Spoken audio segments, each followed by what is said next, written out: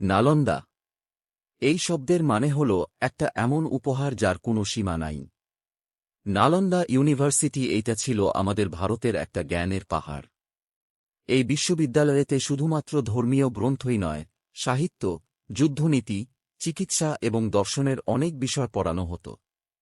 এবং প্রতিটি বিষয়ে সম্পূর্ণ জ্ঞান দেওয়ার জন্য একটি ৯ মঞ্চলা লাইব্রেরি তৈরি করা হয়েছিল, যার মধ্যে ৯০ লাখের বেশি বই রাখা হতো। নালন্দা ১৩ শতক পর্যন্ত এবং ৭০০ বছর ধরে সফলভাবে চলছিল। সারা বিশ্বের লোকেরা এখানে পড়তে আসার স্বপ্ন দেখত এবং বিশ্ববিদ্যালয়ে ভর্তির জন্য লোকদের বার্ষিক কঠিন প্রবেশিকা পরীক্ষায় উত্তীর্ণ হতে হতো। কিন্তু ১৩ শতাব্দীতে এক আক্রমণকারী বখতিয়ার খিলজি এই অদ্ভুত বিশ্ববিদ্যালয় তাকে সম্পূর্ণভাবে ধ্বংস করার চেষ্টা করল, আর সেই ক্রূর রাজা তা এইটা করতে সফল ও হয়ে উঠল। এবং বলা হয় যে নালন্দার লাইব্রেরি এত বড় ছিল যে এটি পুরো ৬ মাস ধরে ক্রমাগত জ্বলছিল।